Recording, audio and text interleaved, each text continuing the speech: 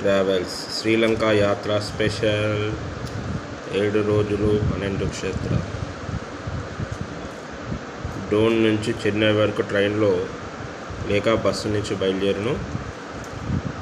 చెన్నై నుండి ఫ్లైట్, అక్కడి నుంచి హోటళ్ళు, ఇద్దరికి ఒక రూము, బస్సు సౌకర్యంతో కలిపి టికెట్ ధర 58,000 ఒక్కరికి.